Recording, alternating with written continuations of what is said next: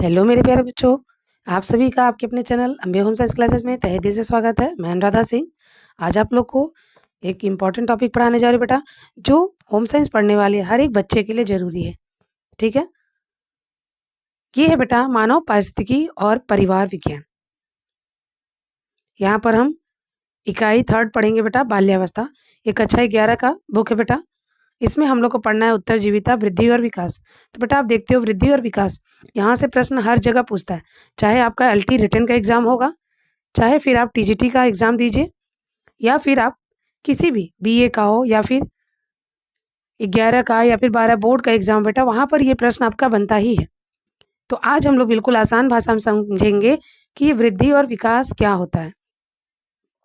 यहाँ तक भी बच्चे, अगर आप लोगों को 12th में एक फिजिकल एजुकेशन का भी पेपर देना होता है बेटा, तो वहाँ भी आपको वृद्धि और विकास से प्रश्न पूछता है। तो आपको ये लेसन मैं इस तरीके से समझाऊंगी बेटा कि आपको बिल्कुल आसानी समझ में आए। सारे बच्चे पूरा ही वीडियो देखेंगे, और अगर आपको वीडियो अच्छा लगता है बेटा तो आप अपने दोस्तों में जरूर शेयर करिए। तो चलिए हम लोग शुरू करते हैं बेटा। सबसे पहला हमारा टॉपिक है बेटा उत्तरजीविता का अर्थ। ये उत्तरजीविता क्या होता है? उत्तरजीविता का मतलब होता है बेटा अपने आप को जीवित रहने के लिए आप कुछ न कुछ कार्य करते हो, कुछ ऐसी आवश्यक वस्तुओं का प्रयोजन करते हो, व्यवस्था करते हो, जिससे आपका जीवन अच्छे से सुचारू रूप से चल सके। उत्तरजीविता या जीवित रहने की क्रिया है। उत्तरजीविता जो है बेटा, ये आपके जीवित रहने की क्रिया है, क्योंकि जब व्यक्ति अपने उत्तर जीविता का अर्थ समझ लेता है, तो वो जीवन के हर एक विषम परिस्थिति में भी अपने आप को उबार सकता है। परिस्थिति चाहे जैसी भी हो, व्यक्ति जीना सीख लेता है, और ऐसे सीखता है कि उसे कष्ट झेलने की आवश्यकता ना पड़े। तो किसी चीज की मौजूदा जारी रहने की प्रवृत्ति है, विशेषकर जब यह उन परिस्थितियों के बावजूद किया जाए जो इसे मार या नष्ट कर सकती है। यानी कि जो व्यक्ति अपने उत्तरजीविता के लिए विशेष परिस्थिति में सजग रहे, उस परिस्थिति का सामना कर सके, तथा चाहे कष्ट आए या सुख आए, हर एक परिस्थिति में वो अपने आप को सुरक्षित रख सके, तब तो उसका जीवन सही तरीके से सुचारू रूप से चलेगा। लेकिन अगर वो इन सभी टास्क को नहीं कर पाता है पूरा, तो उस व्यक्ति को अन्य प्रकार की मार और कष्ट झेलना पड़ सकता है। उत्तरजीवी वह व्यक्ति होता है जो अत्यधिक विषम परिस्थिति में भी जीवन को बनाए रखने का प्रबंधन करता है। परिस्थिति चाहे जैसी भी हो, वो अपने को बिल्कुल संभाल के और मजबूत तौर पे खड़ा करके रखता है, ताकि आने वाले समय में वो अपनी जिंदगी को जी सके। क्योंकि जरूरी नहीं है कि आज विषम परिस्थिति है तो कल भी विषम परिस्थिति होगी। समय का जो चक्र है वो हमेशा बदलता रहता है। कभी आपको सुख देगा तो कभी आपको दुख देगा। जब ये दुख आता है ना, तभी हमें सुख का एहसास होता है, और जब सुख होता है ना, तो हम दुख को भूल जाते हैं। इसीलिए प्रभु ने ऐसा बनाया है हमारा चक्र कि आपको सुख और दुख दोनों की अनुभूति हो, तभी तो जीवन आप जी पाओगे। अगर आपको पूरे जीवन सिर्फ और सिर्फ सुख मिले, तो आप कभी दुख को समझ ही ना पाओ। इसीलिए वही व्यक्ति सफल व्यक्ति कहलाता है जो विषम परिस्थिति में भी अपने आप को जीवित रखने के लिए तत्पर रहता है। ठीक है बेटा, समझ में आया सबको? उत्तरजीविता तकनीक भी ज्ञान है जो किसी व्यक्ति को जीवित रहने की अनुमति देता है। यानी उत्तरजीविता जो तकनीकी है बेटा, एक ऐसा ज्ञान है जो आपको जीवन जीने का कला सिखाता है। जीवन को कैसे जी सकते हैं उसका आपको अनुभव कराता है, और यह सिखाता है कि परिस्थिति चाहे जैसी भी हो, आप उसे जी सकते हो।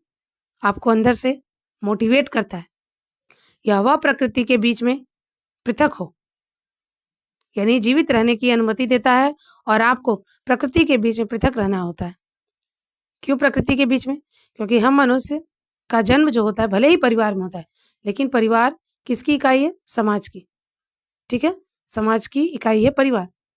तो आप समाज में हो, वहाँ समाज में आपको मनुष्य के साथ, जीव जंतुओं के साथ, पेड़ पौधे, प्रकृति, धूप, हवा, वर्षा, गर्मी, ठंडी, हर चीज आपको कौन देता है? प्रकृति।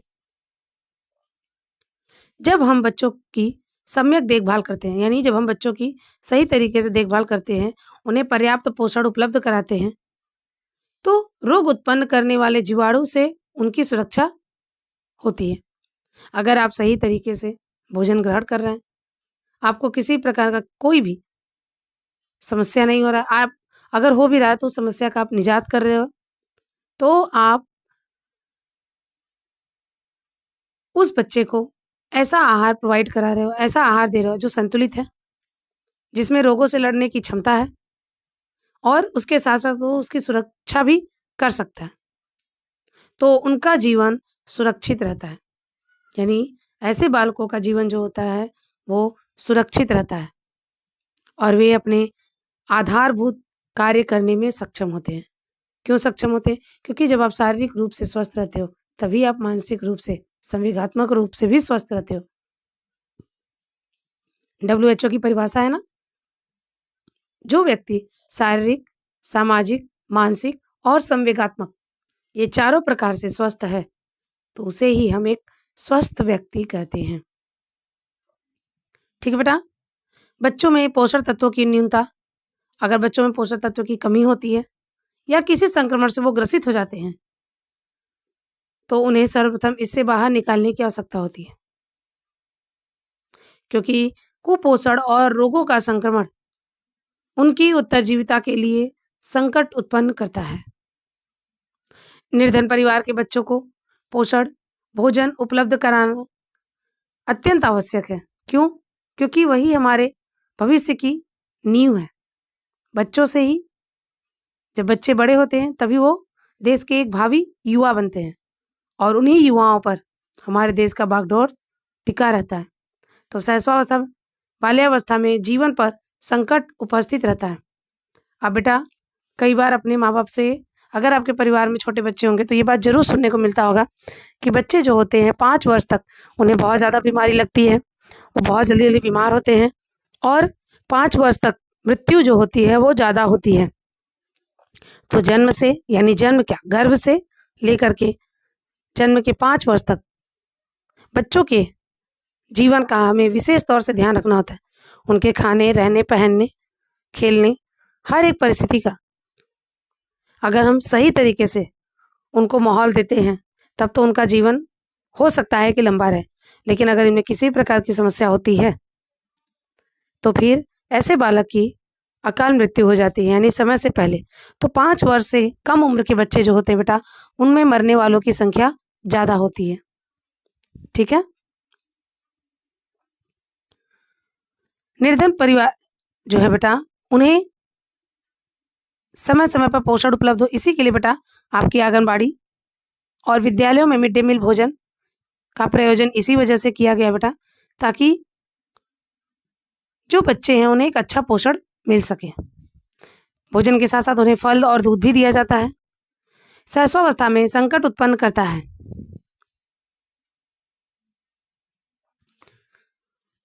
शैशवावस्था में, बाल्यावस्था में जीवन पर संकट उपस्थित रहता है। क्यों बेटा उपस्थित रहता है? क्योंकि बाल्यावस्था और शैशवावस्था ये दोनों अवस्थाएं जो होती है बहुत ही नाजुक होती हैं। शैशवावस्था आपका जन्म से 2 वर्ष तक हो गया, फिर बाल्यावस्था हो गया। ठीक है बेटा? तो ये दोनों अवस्थाओं में हमें बच्चों का विशेष तौर से ध्यान रखना होता है। इस समय बच्चों को बहुत सारी बीमारियां भी लग जाती है, जैसे टिटनेस। टिटनेस कैसे होता है? जंग लगे लोहे, गोबर की लीद या जो भी धूल गंदगी होती है उसके द्वारा। पोलियो, डिप्थीरिया, इसमें क्या होता है, गले में जहाँ से वो निकलते हैं वहाँ पे झिल्ली पड़ जाती है। काली खांसी, तपेदिक, बच्चों को प्रतिरक्षित किया जाता है। निमोनिया तथा मलेरिया जैसे रोग में बच्चों के जीवन पर संकट उपस्थित कर सकता है। ठीक है बेटा? तो आप सबको उत्तरजीविता समझ में आ गया। अब इसके बाद बेटा सन 2019 में जारी यूनिसेफ की रिपोर्ट की डेमोग्राफिक इंडिकेटर भारत, ये क्या था? यूनिसेफ की एक रिपोर्ट थी, क्या है रिपोर्ट की डेमोग्राफिक इंडिकेटर भारत में लगभग 34.3% बच्चे, यानी प्रति 1000, और बेटा हम सब जानते हैं कि जनसंख्या का जब हम प्रतिशत निकालते हैं तो 1000 पे निकालते हैं, और अगर ऐसे नॉर्मल हम प्रतिशत निकालते हैं तो वो 100 पे। ठीक, तो 1000 जीवित पैदा हुए बच्चे, है ना, क्या करेंगे? 1000 जीवित जन्म के बच्चे और जीवित पैदा हुए बच्चे अपने 5वें जन्मदिन पर या उसके पहले या जन्मदिन पूरा करने तक, इनमें से जो बच्चे हैं ज्यादातर उनकी मृत्यु हो जाती है। यहाँ पे कुछ लगभग आंकड़े दिए हैं। 8,24,448, इसमें आपको लड़कियां हैं 3,99,431 और लड़के हैं 4,25,017। बच्चे अपने 5 वर्ष पूरा करने से पहले ही मर जाते हैं। इन बच्चों की मृत्यु किसी ऐसे रोग या रोगों के समुच्चय से हो जाती है जिससे इन बच्चों का प्राण रक्षा की जा सकती है। एग्जाम्पल के रूप में यहाँ पे दिया है बेटा, जैसे निमोनिया के लिए एंटीबायोटिक्स, यानी निमोनिया अगर हो रहा है तो हमें उन्हें एंटीबायोटिक्स का इंजेक्शन लगा देना चाहिए। अतिसार के लिए नमक और चीनी, अगर ORS का घोल नहीं मिल पा रहा है तो नमक और चीनी का घोल बनाएंगे और उन्हें समय समय पर देते रहेंगे ताकि उनके शरीर में डिहाइड्रेशन ना हो सके। 5 वर्ष की आयु का दूसरा सबसे बड़ा कारण है यूनिसेफ। यहाँ पे क्या दिया बेटा कि आपका जो 5 वर्ष आयु है ये अधिकांशतः कुपोषण से मृत्यु होने का समय होता है। ठीक है, तो बच्चों में मृत्यु ज्यादातर 5 वर्ष के पहले तक देखी जाती है। यूनिसेफ की 2016 में जारी रिपोर्ट के अनुसार भारतवर्ष में 2015 में 5 वर्ष से कम आयु के 1,77,300 बच्चों की मृत्यु सिर्फ अतिसार के कारण हुई थी। अतिसार से हुई मृत्यु के मामले में भारत का प्रथम स्थान है, जो देश के लिए एक चिंता का विषय है। यानी इतनी ज्यादा संख्या में अगर व्यक्ति बालकों की मृत्यु होगी तो ये एक देश के लिए विकट संकट की परिस्थिति है। इस समय हमें उन बच्चों की सुरक्षा और देखभाल का जो जिम्मा है सरकार की तो है ही, लेकिन हम जो आसपास के लोग हैं उनकी भी जिम्मेदारी बनती है। जो निर्धन लोग हैं, जो गरीब हैं, जो अपने बच्चों को 2 वक्त की रोटी नहीं दे सकते, उन बच्चों की हम मदद करके उनको इससे दूर कर सकते हैं। इसके बाद बेटा वृद्धि तथा विकास। अब ये है आपका मोस्ट इम्पॉर्टेंट चीज कि वृद्धि क्या होती है और विकास क्या होता है। एक बार बेटा मैं आप लोग को बोलचाल की भाषा में समझा देती हूँ कि वृद्धि और विकास क्या होता है। ठीक है बेटा, ये आपको जो टॉपिक है अगर एक बार आप समझ लेना बेटा तो आपको आगे जब भी आप होम साइंस से पढ़ाई करोगे ना आपको एक बार भी दिक्कत नहीं होगा, क्योंकि बेटा यहाँ से प्रश्न बनता है और बच्चे हमेशा गलती करते हैं। तो बेटा वृद्धि जो है, वृद्धि एवं विकास का प्रयोग एक ही अभिप्राय के लिए किया जाता है ना। क्या किया था बेटा? वृद्धि और विकास का प्रयोग एक ही अभिप्राय के लिए किया जाता है। ठीक है, परंतु सच्चाई यह है कि दोनों में पर्याप्त अंतर है। क्या है बेटा?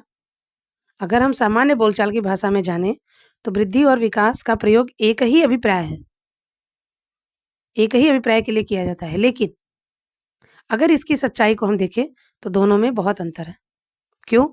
क्योंकि वृद्धि जो होती है बेटा ये विकास के बाद शुरू होती है, यानी विकास पहले शुरू होता है। जो आपका विकास है ये पहले शुरू होता है और वृद्धि जो होती है बेटा ये बाद में होती है। ठीक है, और वृद्धि जो होती है ना वो एक समय आने के बाद रुक जाती है, लेकिन विकास नहीं रुकता। जो बच्चे का माँ के अपने गर्भ में आगमन हो जाता है तब से लेकर के मृत्यु तक विकास होता रहता है। क्लियर बेटा? तो वृद्धि का आशय आकार या परिणाम से है, उन्हें माप सकते हैं। क्योंकि जब बच्चा पहले जन्म लेता है तो जन्म के समय अगर उसका वजन 2.5 किलो होता है तो वो 6 महीने में 5 किलो हो जाता है और 1 वर्ष में 7.5 किलो। तो ये क्या हुआ? उसका वजन बढ़ता गया, यानी हम उसके वजन को माप सकते हैं। तो ये क्या हुआ बेटा? वृद्धि हुआ। लेकिन विकास का संबंध गुणात्मक से है।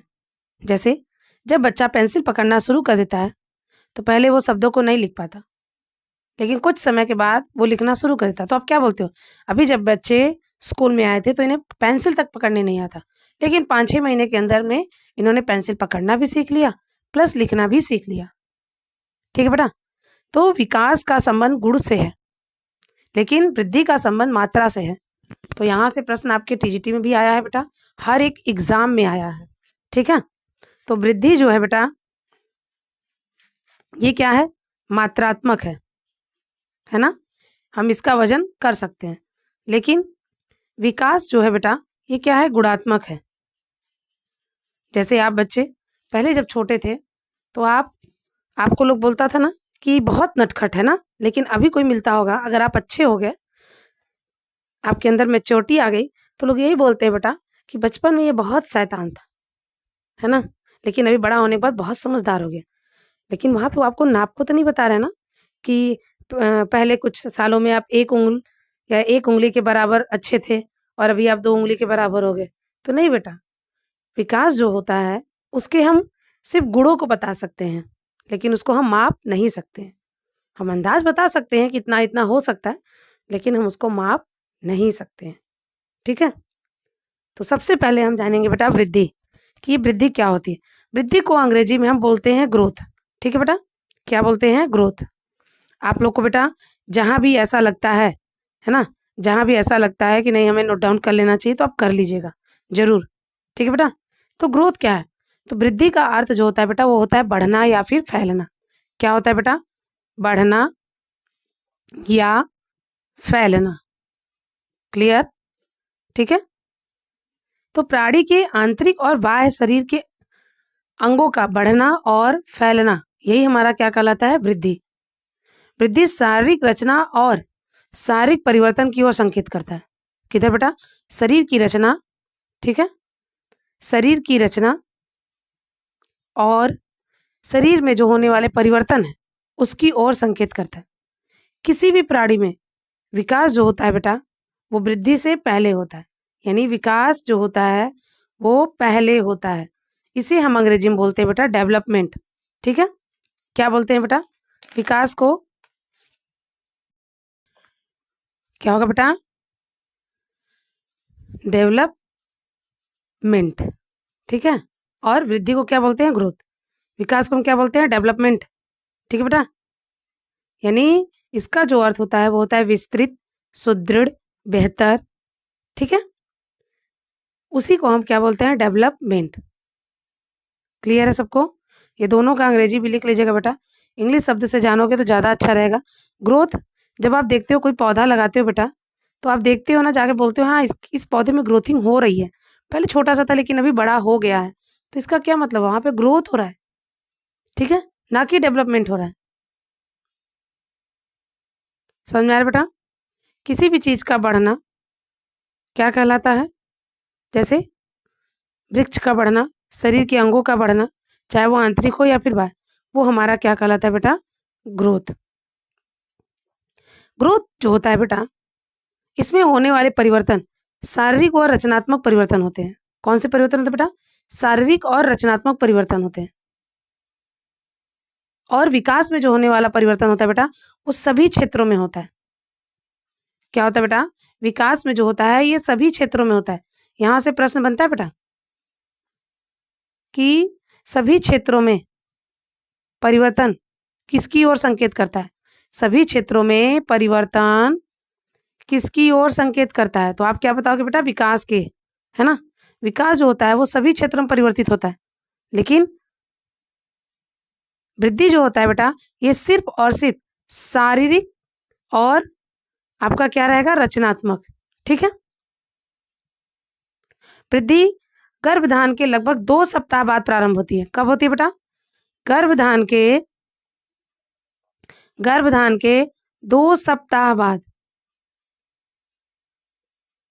लेकिन विकास जो होता है बेटा, विकास जो होता है वो आपका पहले प्रारंभ हो जाता है। यानी जैसे ही जब दो, यानी माँ का अंडाणु और पिता का जब शुक्राणु मिलता है तो इसी से एक नए जायगोट का निर्माण होता है ना बेटा? तभी से विकास प्रारंभ हो जाता है। तभी से क्या होता है? आपका विकास प्रारंभ हो जाता है। ठीक है। तो इसी क्षेत्र में बेटा आपको कुछ परिभाषा दी है आपके बुक में, यहाँ पे देख लीजिए। पहले, वृद्धि का आशय आकार या परिणाम से होता है जिन्हें मापा जा सकता है। विकास का संबंध गुणात्मक होता है। वृद्धि का आमतौर पे मानव के शरीर के विभिन्न अंगों के विकास तथा उन अंगों की कार्य करने की क्षमता का विकास माना जाता है। इनके शारीरिक अंगों के विकास के परिणाम स्वरूप उनका व्यवहार किसी न किसी रूप से प्रभावित होता है। इस प्रभाव को परिणाम स्वरूप ही उस व्यक्ति के अंगों में परिवर्तन होता है। इस तरह वृद्धि से आशय है शरीर, आकार और भार में वृद्धि। अभी मैंने जो बताया बेटा, वृद्धि का आशय होता है शरीर, आकार और भार में वृद्धि। ठीक है। तो अब भार में वृद्धि मतलब भार कैसे होता है? हम सब जानते हैं बेटा कि जो हमारी बॉडी की हड्डी होती है उस पर जो मसल्स होता है ना, वो हमारे भार की वृद्धि को बढ़ाने में कारगर होता है। ठीक है। अब देखोगे जो बहुत पतले दुबले होते हैं जिसमें मसल्स कम होती है, वो बहुत कम वजन के होते हैं। तो अब हम देखेंगे बेटा वृद्धि की परिभाषा। तो हर्बर्ट सोरेनसन ने कुछ परिभाषा दी है बेटा, जैसे बड़ा और भारी होना बताया है, जो वृद्धि और परिवर्तन की ओर संकेत करते हैं। किधर करते हैं बेटा? वृद्धि और परिवर्तन की ओर संकेत करते हैं। ठीक है। इसी क्षेत्र में बेटा हरलॉक ने कहा है, हरलॉक की परिभाषा जरूर याद रखिएगा बेटा, क्योंकि विकासात्मक सिद्धांत आपके हरलॉक महोदय ने ही दी है। तो हरलॉक के अनुसार वृद्धि आप लिखेंगे बेटा कैसे?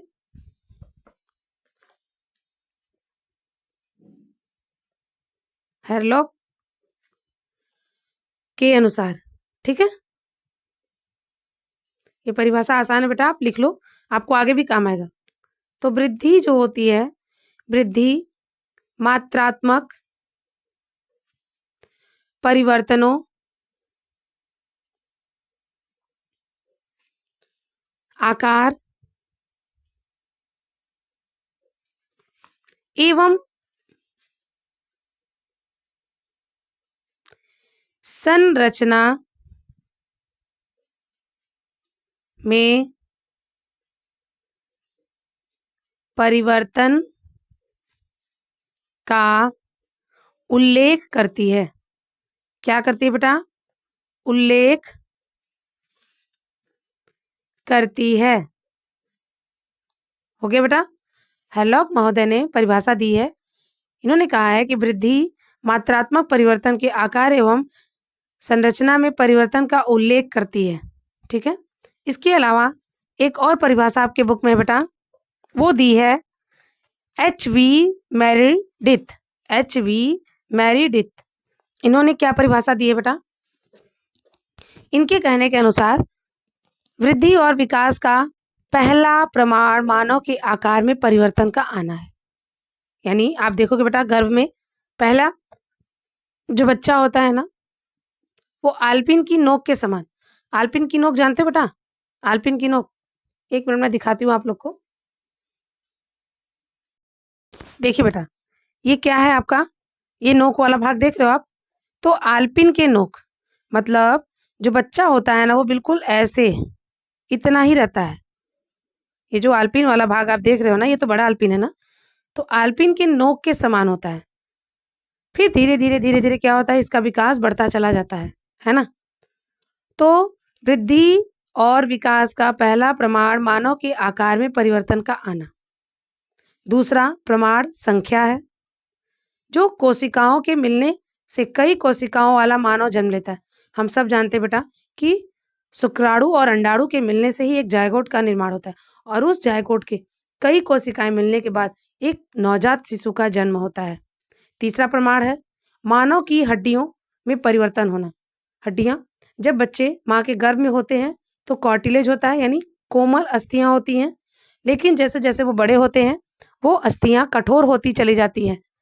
चौथा प्रमाण है बेटा हृदय, अंतड़ी और अन्य अंगों के कोड़ों और स्थिति में परिवर्तन, यानी चौथा परिवर्तन जो होता है बेटा, प्रमाण जो मिलता है वो बच्चे के आंतरिक विकास होते हैं, हृदय का, पाचन तंत्र का, है ना, अतड़ियों का, तो ये सारा परिवर्तन होता है। फिर पांचवा प्रमाण है बेटा सापेक्षित आकार में परिवर्तन। आकार में परिवर्तन, पहले बच्चा आलपिन के नोक के बराबर था, लेकिन अभी वो एक बड़ा सा शिशु बन जाता है ना, जिसकी गर्दन छोटी, है ना, किस तरह से होता है बेटा, जिसकी गर्दन जिसकी मुंडी बड़ी सी होती है और जो उसका पैर होता है और बाकी शरीर का आकार कम होता है ना। तो इस तरह से क्या हो रहा है, उसके आकार में परिवर्तन हो रहा है। सिर टांगों की अपेक्षा छोटा हो जाता है। कब? जब बच्चा पांचवें प्रमाण में जाता है। आप गर्भावस्था वाली अवस्था देखोगे बेटा तो वहां पे आपको मुंडी वाला एरिया सबसे ज्यादा दिखेगा, उसके बाद उसका टांग वाला भाग। ठीक है। सापेक्ष में वृद्धि और विकास का 5 प्रमाण, यानी आकार, संख्या, प्रकार, स्थिति तथा सापेक्षित आकार, ये 5 मुख्य बातें हैं।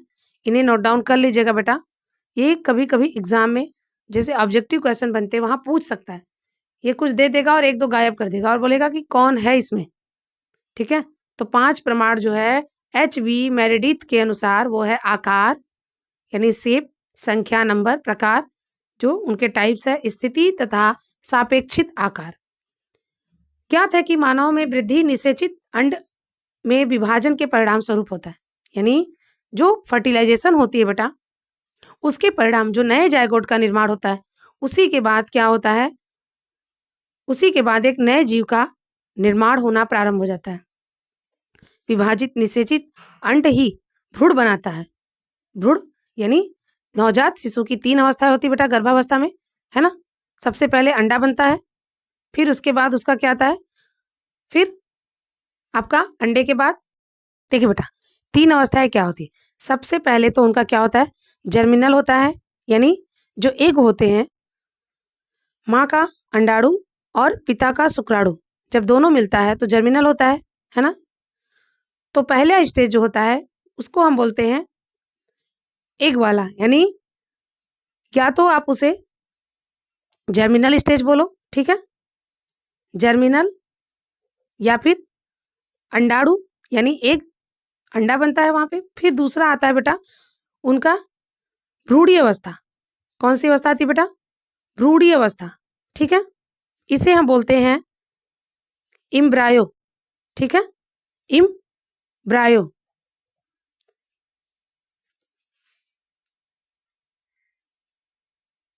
देख बेटा पहला जो है जर्मिनल होता है, दूसरा भ्रूणीय अवस्था यानी इम्ब्रायो, और तीसरा होता है बेटा भ्रूण, या इसे ही हम बोलते हैं फीटल। क्या बोलते हैं बेटा, फीटल, है ना। तो ये 3 अवस्थाएं होती हैं गर्भावस्था में। भ्रूण बनता है तथा उसकी कोशिकाओं में वृद्धि से ही मानव शरीर में वृद्धि होती है। वृद्धि तथा शारीरिक वृद्धि निरंतर नहीं होती, इसकी गति एक जैसी भी नहीं होती है। हम सब जानते बेटा कि बाल्यावस्था में जब शैशवावस्था होता है जो बेटा, उसमें विकास शारीरिक विकास बहुत तेजी से होता है, यानी वहां पर उसका वृद्धि जो है, शारीरिक विकास नहीं बोलो नहीं फिर आप कंफ्यूजन में जाओ, जो उनकी वृद्धि होती है वो तेज होती है, लेकिन फिर आपका जैसे जैसे बच्चा बड़ा होता है बाल्यावस्था में आकर के थोड़ी सी धीमी गति हो जाती है ना। देखिए यहाँ दिया ना, शिशु काल में वृद्धि की गति बहुत तीव्र होती है, लेकिन बाद में आकर के वो धीरे धीरे धीमी हो जाती है। तो वृद्धि वंशानुक्रम और वातावरण से अंतःक्रिया द्वारा होती है, यानी जिस मौसम में आप जहां पर जन्म लिए हो बेटा उस मौसम के अकॉर्डिंग आपकी बॉडी का ग्रोथ होता है। ठंडे प्रदेश में रहने वाले लोग जो होते हैं बेटा उनकी लंबाई गर्म प्रदेश में रहने वाले लोगों से ज्यादा होती है। और रंग में भी परिवर्तन हो जाता है। तो सारी वृद्धि जो होता है बेटा, ये आपके वातावरण से भी ज़्यादा प्रभावित होता है। इसीलिए कहा गया है कि वंशानुक्रम और वातावरण की अंतःक्रिया से होता है। तो वातावरण और वंशानुक्रम, यहाँ से बेटा आपके ऑब्जेक्टिव क्वेश्चन बहुत बनता है कि वृद्धि का संबंध तो वंशानुक्रम और वातावरण दोनों का संबंध होता है। ठीक है। अब फ्रैंक के अनुसार कुछ परिभाषा दी गई बेटा। फ्रैंक ने क्या कहा है? शरीर के किसी विशेष पक्ष में जो परिवर्तन आता है उसे ही हम वृद्धि कहते हैं। सिंपल परिभाषा और बहुत अच्छी है। अगर आप बच्चे जो एलटी वाले बच्चे हैं वो बच्चों के लिए ये परिभाषा बहुत ही अच्छी रहेगी। आप चाहो तो ये परिभाषा याद कर बेटा, क्योंकि वृद्धि और विकास से आना ही आना है। ठीक है। वृद्धि क्या होती है, विकास क्या होता है, और उसको परिभाषित करना ये जरूरी है। तो फ्रैंक ने वृद्धि को इस प्रकार परिभाषित किया है कि शरीर के किसी विशेष पक्ष में जो परिवर्तन आता है वही हमारा वृद्धि कहलाता है। ठीक है। कुछ यहाँ पर बातें इन्होंने स्पष्ट की है, देख लेते हैं हम लोग उसको। वृद्धि से व्यक्ति बड़ा और भारी होता है, यानी उसके शरीर की जब वृद्धि होती है बेटा तो शरीर का आकार बढ़ता है और वो भारी भी होता है, यानी वजन भी बढ़ता है। दूसरा बेटा, वृद्धि को मात्रा के रूप में मापा जा सकता है, यानी हम उसकी हाइट माप सकते हैं, मेजरमेंट कर सकते हैं और पॉइंट में भी कर सकते हैं। ऐसा नहीं है कि हम सिर्फ जैसे कि एक व्यक्ति है तो हम बोलेंगे एक व्यक्ति है वहाँ पे, ऐसा थोड़ी ना बोलेंगे कि एक व्यक्ति बड़ा है और एक छोटा तो उसको 1.5 व्यक्ति बोलेंगे, नहीं बोल सकते ना। तो वैसे ही वो आपका विकास पे लागू हो सकता है, लेकिन वृद्धि में क्या है, हम पॉइंट में कर सकते हैं। अगर ये इसकी लंबाई आपका 62 या फिर जब बच्चा जन्म लेता है बेटा तो उस समय उसकी लंबाई जो होती है वो 18 से लेकर के 20 इंच तक होती है ना। तो यहाँ पे ये पॉइंट में भी हो सकता है। तो क्या होता है बेटा, वृद्धि की को मात्रा के रूप में मापा जा सकता है। वृद्धि की सामान्य पद्धति होती है, न कि अलग अलग व्यक्तियों में अलग अलग। यानी जैसे जब बच्चा जन्म लेता है तो जिस प्रकार से आप एक बच्चे का ग्रोथ देखते हो उसी प्रकार से दूसरे बच्चे का भी होता है। किस महीने में बच्चे का आवाज़ यानी बोलना शुरू करते हैं, किस महीने से वो बैठना शुरू करते हैं, किस महीने से खड़ा होना, तो ये हर किसी के साथ होता है, थोड़ा बहुत ऊपर नीचे होता है। ठीक है। वृद्धि निषेचित अंड में विभाजन के परिणाम स्वरूप होता है। वृद्धि कैसे होता है, जो अंडाणु निषेचित होता है, यानी शुक्राणु और अंडाणु के मिलने से जो एग का निर्माण होता है उसके विभाजन के परिणाम ही होता है। वृद्धि निरंतर नहीं होती, ये मोस्ट इंपॉर्टेंट है, इसको एकदम याद रखिएगा। वृद्धि निरंतर नहीं होती, एक समय आने के बाद वृद्धि रुक जाती है, लेकिन विकास वो निरंतर प्रक्रिया है, निरंतर होती रहती है। वृद्धि की गति एक समान नहीं होती, गति में परिवर्तन आते रहते हैं। वृद्धि एक विशेष समय तक ही होती है, उसके बाद फिर ये रुक जाती है। आप बच्चियां, जब मेंस्ट्रुएशन स्टार्ट हो जाता है बेटा तो लड़कियों का होता है 18 वर्ष के बाद लड़कियों का बढ़ना रुक जाता है, लेकिन जो बालक होते हैं वो 21 से 22 वर्ष तक बढ़ते हैं, है ना। तो एक समय आने के बाद ये क्या होता है, रुक जाता है।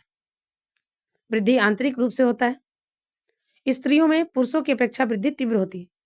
जब बच्चे छोटे होते बेटा, आप देखे होगे एक साथ जन्मे, एक लड़का और एक लड़की है, तो आप देखोगे कि जो लड़का होता है उसका विकास थोड़ा धीमी गति से होता है, लेकिन जो लड़की होती है ना उसका विकास तेज होता है। उसकी बोली, उसके हर एक क्रियाकलाप लड़के की अपेक्षा ज़्यादा होती है, उसकी लंबाई भी जल्दी बढ़ती है। लेकिन जैसे ही बालिका 10 वर्ष की हो जाती है फिर उसका विकास धीमा हो जाता है, और उसके बाद बालक जैसे ही 12 वर्ष का होता है उसका विकास तेज गति से होना प्रारंभ हो जाता है। तो प्रारंभिक में जो होता है बेटा उसमें स्त्रियों का वृद्धि जो होता है वो तीव्र गति से होता है, लेकिन बालकों का मंद गति से होता है। ठीक है। वृद्धि वंशानुक्रम और वातावरण से अंतःक्रिया से होती है, ये एकदम याद रखिएगा बेटा। ये कई बार आपके जो भी कॉम्पिटिटिव एग्जाम है वहां पे कई बार ही आया है। वृद्धि का संबंध जो होता है बेटा वो वंशानुक्रम और वातावरण के अंतःक्रिया से होती है। शिशु काल में वृद्धि तीव्र गति से होती है, लेकिन बाद में गति धीमी हो जाती है। शारीरिक और मानसिक वृद्धि का आपस में गहरा संबंध है। जब कद में वृद्धि होती है तो भार कम हो जाता है, यानी जब बच्चों का ग्रोथ होने लगता है तो बच्चों का वेट कम हो जाता है, क्योंकि वो लंबाई खींचते हैं। तो उसमें क्या होता है, उनके जो न्यूट्रिशन होते हैं वो हाइट में चले जाते हैं, जिसके कारण उनका भार कम हो जाता है। स्वास्थ्य और भोजन शारीरिक और मानसिक वृद्धि को प्रभावित करता है।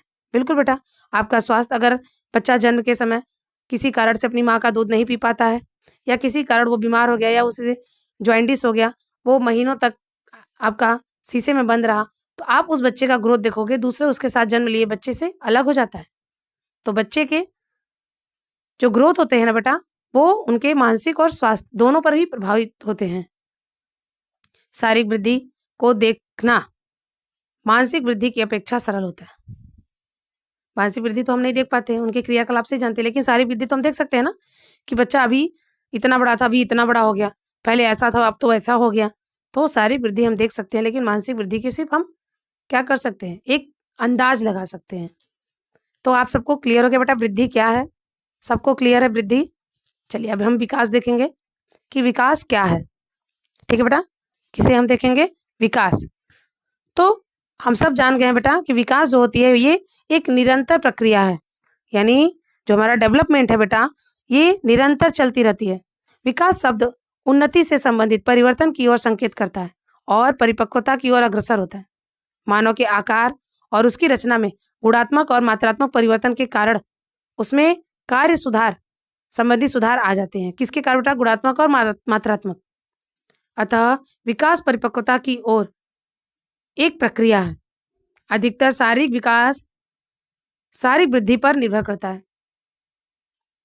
आप सब भी देखते होगे बेटा, जिस बच्चे का ग्रोथ बहुत अच्छा होता है उसका मानसिक डेवलपमेंट भी अच्छा होता है। जब मानसिक डेवलपमेंट अच्छा होगा बेटा तो वो विकास भी अच्छा करेगा। तो वृद्धि और विकास इस बुनियादी संबंध के आधार पर वृद्धि और विकास शब्दों को एक दूसरे के लिए प्रयोग किया जाता है। इसीलिए कहते बेटा देखने में अंतर कुछ नहीं है, लेकिन अगर समझो तो बहुत ज्यादा अंतर है। जन्म से लेकर बेटा जीवन पर्यंत तक अविराम गति से चलने वाली प्रक्रिया ही हमारी विकास कहलाती है। विकास केवल शारीरिक ना होकर के मानसिक, सामाजिक, संवेगात्मक परिवर्तन भी सम्मिलित करता है। यह परिवर्तन गर्भकाल से लेकर के मृत्यु तक चलती रहती है। ठीक है बेटा, तो जीवन में विकास की जो प्रक्रिया होती है वो परिवर्तन कभी समान नहीं होते। प्रारंभिक अवस्था में होने वाला परिवर्तन सकारात्मक व उत्तरार्ध में होने वाला परिवर्तन नकारात्मक होता है। इसे नोट डाउन कर लीजिएगा आप लोग कि जो आपका प्रारंभिक अवस्था में परिवर्तन होता है वो सकारात्मक होता है, लेकिन उत्तरार्ध में आपका जो परिवर्तन होता है वो नकारात्मक होता है। विकास के क्षेत्र में भी हरलॉक महोदय ने कुछ कही है कि विकास केवल अभिवृद्धि तक ही सीमित नहीं है। विकास केवल अभिवृद्धि तक ही सीमित नहीं है, बल्कि वह व्यवस्थित तथा समनुगत परिवर्तन है, जिसमें प्रौढ़ावस्था के लक्ष्य की ओर परिवर्तन का प्रगतिशील क्रम निहित रहता है, जिसके परिणाम स्वरूप व्यक्ति में नवीन विशेषताएं व योग्यताएं प्रकट होती हैं। यानी कि विकास परतों में वृद्धि तक ही सीमित नहीं है, बल्कि यह परिपक्वता के लक्ष्य की ओर परिवर्तन की एक गतिशील श्रृंखला है। जर्सिल टेलर सॉरी के अनुसार विकास शब्द का अर्थ उन जटिल प्रक्रियाओं का समूह है जिससे निषेचित अंड से एक परिपक्व व्यक्ति का उदय होता है।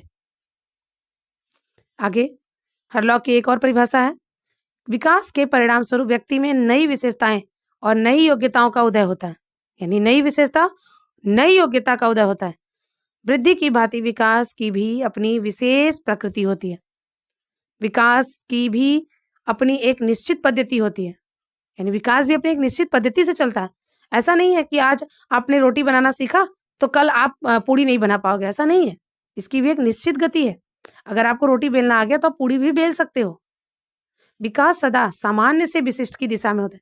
ये चीज याद रखिएगा बेटा, कई बार कई जगह के एग्जाम में आ चुका है, हमेशा, चाहे वो बिहार का एग्जाम हो, चाहे वो यूपी हो, मध्य प्रदेश हो, चाहे वो राजस्थान हो, जहां भी होम साइंस पढ़ाया जाता है वहां पे ये प्रश्न पूछता है विकास किधर से होता है। तो विकास हमेशा सामान्य से विशिष्ट दिशा की ओर जाता है, और ये टीजीटी के लिए मोस्ट इंपॉर्टेंट क्वेश्चन है। ठीक है बेटा, तो वृद्धि की तरह विकास रुकता नहीं। यह जन्म से लेकर मृत्यु तक, यानी मृत्यु की सैया तक व्यक्ति कुछ न कुछ विकास करता है, कुछ न कुछ सीखता है। वास्तव में विकास शब्द का प्रयोग सभी प्रकार के परिवर्तन के लिए प्रयुक्त होता है, जिससे व्यक्ति की कार्य क्षमता,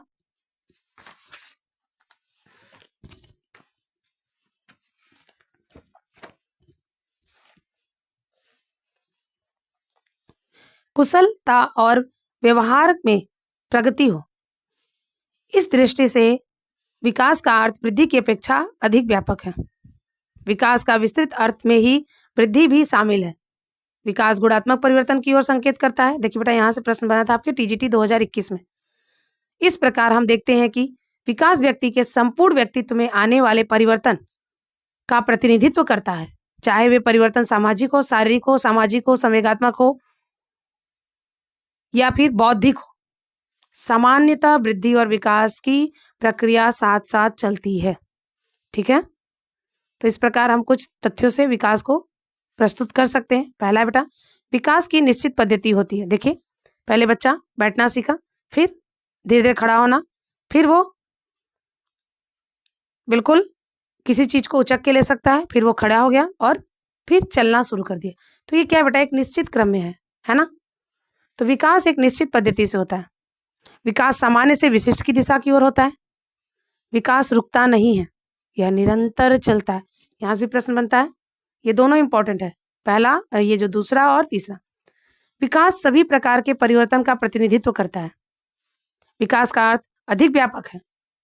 विकास और वृद्धि की प्रक्रियाएं साथ साथ चलती हैं। विकास गुणात्मक परिवर्तन का संकेत है। ठीक है बेटा, सारी विकास का संबंध गुणात्मक से है, वजन, लंबाई तथा आंतरिक अंगों के आकार में वृद्धि से है। नवजात शिशु 20 वर्ष की आयु के बाद केवल एक बड़ा शिशु ही होता है। आकार में उसकी वृद्धि के साथ साथ अंगों में परिवर्तन, उसकी संरचना में परिवर्तन, उसके कार्यों में परिवर्तन, हर चीज में परिवर्तन हो जाता है। एक शिशु अपना सिर उठाना शुरू करता है, फिर धीरे धीरे पीठ के बल वो उठना शुरू करता है, फिर बैठना, फिर रेंगना, फिर चलना और फिर भागना शुरू कर देता है। इस तरह से बालक का विकास होता है। ठीक है, तो इस बदलाव को हम गुणात्मक बदलाव भी कहते हैं। इस सभी गुणात्मक बदलावों के परिमाणात्मक परिवर्तन भी होते हैं। बच्चा जब बैठने लगता है तो क्रमानुसार वह अधिक अवधि तक बैठने लगता है। यानी शुरू में वो गिरेगा, लेकिन कुछ समय के बाद आप देखोगे तो बच्चे लंबे समय तक बैठना सीख जाते हैं। ठीक है, ये चित्र के द्वारा देखिए, समझ में आ गया होगा सबको। तो बच्चा जैसे जैसे शैशवावस्था से विद्यालय की ओर जाता है, बच्चे का वजन, लंबाई और उसकी आयु में भी बढ़ोतरी होती जाती है। बच्चे के शरीर के विभिन्न अंग जैसे सिर, वक्ष भाग आदि में भी परिवर्तन होता है। बच्चे में शारीरिक बदलाव के साथ साथ शरीर के अंगों में भी वृद्धि होती है तथा उसके कार्यात्मक क्षमता में भी सुधार होता है। कार्यात्मक क्षमता मतलब क्रिया करने वाला। जैसे सबसे पहले बच्चा किसी भी चीज को बिल्कुल हाथ फैलाकर पकड़ता है ना। लेकिन जैसे ही बच्चा 5 साल का हो जाता है, यानी उसके अंदर मोटर डेवलपमेंट हो जाता है, स्थूल से सूक्ष्म की ओर उसका विकास हो जाता है। वो अच्छे से पेंसिल पकड़ना सीख जाता है, लिखना सीख जाता है, कैंची पकड़ना सीख जाता है। तो विकास होता है बेटा एक निश्चित क्रम में हो रहा है। ठीक है, तो वृद्धि की यह प्रक्रिया विद्यालयी वर्षों तथा संपूर्ण किशोरावस्था में भी जारी रहता है। इस पर विराम तब लगता है जब वयस्क शरीर का आकार, संगठन और कार्यात्मक क्षमता प्राप्त न हो। तब तक आपका होता रहता है विकास। ठीक है, विकास का वृद्धि का संबंध मुख्य रूप से विकास मैंने बोला यहाँ वृद्धि। ठीक है बेटा, जब व्यक्ति वयस्क हो जाता है तब धीरे धीरे उसका जो है वृद्धि रुक जाता है ना, लेकिन विकास निरंतर चलता है। वृद्धि का संबंध मुख्य रूप से शारीरिक बदलावों से है, जबकि विकास का संबंध अनेक आयामों से होता है। इसी क्रम में शिशु के सोचने की क्षमता का विकास होता है। वह लोगों के साथ संबंध स्थापित करना, साथ ही अपनी भावनाओं को समझना तथा उसे नियंत्रित करना सीख जाता है। बोलने के क्रम, वाक्य संरचना, विन्यास में बदलना, अर्थात ये सारी शिशु की बहुमुखी विकास का क्रम आरंभ हो जाता है। इस प्रकार के साथ साथ शारीरिक संरचना, मनोवैज्ञानिक लक्षण, व्यवहार, सोचने के तरीके तथा जीवन की मांग के अनुसार स्वयं को ढालने की सुव्यवस्थित पद्धति के रूप में विकास परिभाषित कर सकते हैं। ठीक है बेटा, तो इसके बाद मैं आप लोग को दिखा देती हूँ वृद्धि और विकास में कुछ अंतर। ये आप लोग नोट डाउन कर लीजिएगा बेटा, ये लिखा हुआ है, एक बार मैं समझा देती हूँ, आप सारे बच्चे इसे नोट डाउन कर लीजिएगा कि वृद्धि और विकास में अंतर क्या है। देखिए, वृद्धि गर्भावस्था से लेकर प्रौढ़ावस्था तक चलती है। ठीक है, विकास गर्भावस्था से लेकर के जीवन पर्यंत तक चलती है। सारे बच्चे नोट डाउन कर लीजिएगा। दूसरा है, वृद्धि में होने वाला परिवर्तन शारीरिक होता है, लेकिन विकास में होने वाला परिवर्तन शारीरिक के साथ साथ मानसिक, सामाजिक और संवेगात्मक भी होता है। ठीक है बेटा। तीसरा है, प्राणी में वृद्धि बाद में होती है लेकिन विकास पहले होता है। कौन पहले होता है? विकास पहले होता है, फिर वृद्धि होती है। वृद्धि में होने वाला परिवर्तन मात्रात्मक होता है। कैसा होता है बेटा? मात्रात्मक होता है। लेकिन विकास में जो परिवर्तन होता है वो गुणात्मक होता है। वृद्धि में होने वाला परिवर्तन रचनात्मक होता है, लेकिन विकास में जो होता है वो रचनात्मक के साथ साथ विनाशात्मक भी होता है, यानी दोनों परिवर्तन होता है। वृद्धि का क्रम प्राणी को वृद्धावस्था की ओर ले जाता है और विकास का जो क्रम होता है वो प्राणी को परिपक्वता की ओर ले जाता है, परिपक्वता प्रदान करता है। कोशिकीय वृद्धि अभिवृद्धि कहलाती है और विकास परिपक्वता की श्रृंखला व्यवस्थित परिवर्तन की श्रृंखला है। वृद्धि एक संकीर्ण अवस्था अवधारणा है क्योंकि यह केवल प्रौढ़ावस्था तक ही चलती है, लेकिन विकास व्यापक प्रक्रिया है। इसमें वृद्धि और परिपक्वता दोनों सम्मिलित रहते हैं। वृद्धि एक साधारण प्रक्रिया है, इसमें केवल शारीरिक परिवर्तन ही सम्मिलित है, लेकिन विकास एक जटिल प्रक्रिया है। यहाँ भी प्रश्न पूछता है बेटा, वृद्धि क्या है? एक साधारण प्रक्रिया है, लेकिन विकास एक जटिल प्रक्रिया है। ठीक है, ये भी नोट डाउन कर लीजिएगा। इसमें वृद्धि परिपक्व दोनों सम्मिलित होते हैं। लास्ट बेटा, वृद्धि की माप की जा सकती है क्योंकि परिवर्तन परिणाम स्वरूप होता है। लंबाई, भार आदि की वृद्धियों को मापा जा सकता है, लेकिन विकास को हम माप नहीं सकते हैं, इसका मेजरमेंट नहीं कर सकते हैं।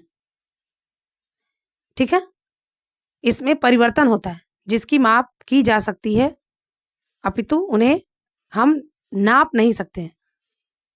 ठीक है, हम ये बता सकते हैं कि हाँ पहले इसे कम ज्ञान था लेकिन आज इसके पास ज्ञान बहुत हो गया है, लेकिन हम उसको मेजर नहीं कर सकते हैं, मेजरमेंट उसका हम नहीं कर सकते हैं। ठीक है बेटा, तो इसके बाद वाला बेटा मैं आप लोगों को अगले वीडियो में दूंगी, आपके विकास के क्षेत्र। फिर इसके बाद हम लोग पढ़ेंगे शारीरिक विकास, जहाँ से अभी आपके एलटी में भी 2 क्वेश्चन पूछे थे, 2 क्वेश्चन वहाँ पूछ लिया था बेटा। तो इसीलिए मैं बोल रही हूँ ये लेसन बहुत इंपॉर्टेंट है। जो भी बच्चे कक्षा 11 में है या जो भी बच्चे टीजीटी या एलटी की तैयारी कर रहे हैं वो बच्चे ये लेसन ये क्लास जरूर देखेंगे बेटा। तो आज के लिए बस इतना ही, थैंक यू।